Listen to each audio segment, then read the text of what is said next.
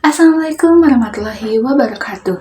Pada kesempatan ini, saya akan menyampaikan review atau ulasan mengenai sebuah novel berjudul Lakon yang ditulis kemudian karya Bode Rizwandi.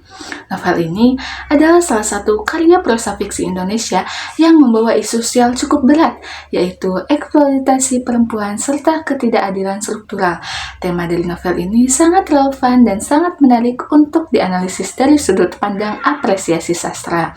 Perkenalkan, saya Marsaliza Amsilah dari kelas C dengan NPM 2421211111124. Video ini saya buat untuk memenuhi tugas akhir mata kuliah apresiasi prosa fiksi Indonesia.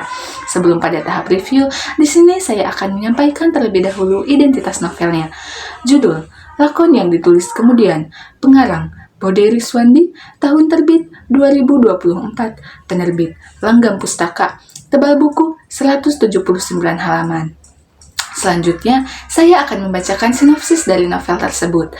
Novel ini menceritakan sebuah rumah bordil bernama Rumah Makan Adem Ayem yang dikuasai oleh mucikari kejam bernama Magdalena. Cerita dimulai ketika salah seorang anak asuh Magdalena, yaitu Yanti, ingin keluar dari rumah tersebut untuk bertemu dengan tunangannya Kang Firman.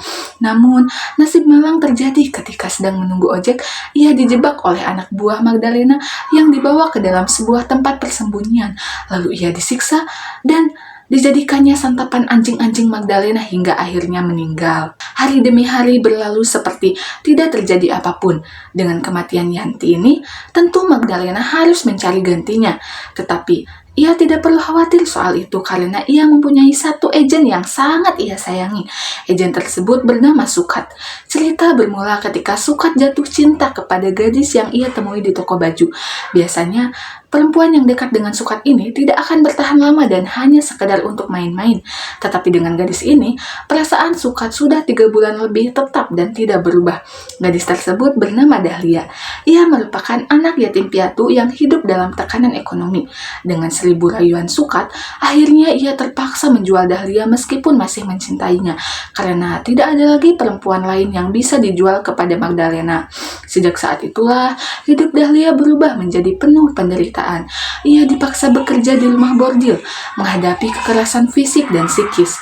Namun, di tengah tekanan itu, Dahlia menunjukkan perlawanan. Puncaknya adalah ketika konfrontasi antara Dahlia dan Magdalena yang berujung pada kematian Magdalena. Setelah 48 tahun Dahlia menunggu di rumah yang sudah tidak berbentuk itu lagi, Sukat akhirnya muncul dan meminta maaf. Namun, pertemuan itu justru membuka luka lama hingga pada akhirnya Dahlia membalaskan dendamnya dengan cara membunuh Sukat. Novel ini menutup kisahnya dengan menyoroti bagaimana luka dan pengkhianatan tidak selalu menemukan penawar. Muhimam Lukman Muntoha dan Dr. Riri Rengganis M. Hum menyebutkan bahwa novel Lakon yang ditulis kemudian karya Bode Rizwandi sangat relevan dengan realita kehidupan nyata, juga menjadi cerminan yang terjadi di tengah masyarakat. Di setiap babnya berisi permasalahan yang sangat dekat dengan masyarakat serta tetap pada benang merah yang sama. Menurut saya, novel ini memiliki beberapa keunggulan, di antaranya yaitu bahasanya mudah sekali untuk dipahami dan tidak terlalu kaku, sehingga saya sebagai Gen Z tidak harus membaca berulang-ulang supaya tahu apa arti di balik kata per katanya.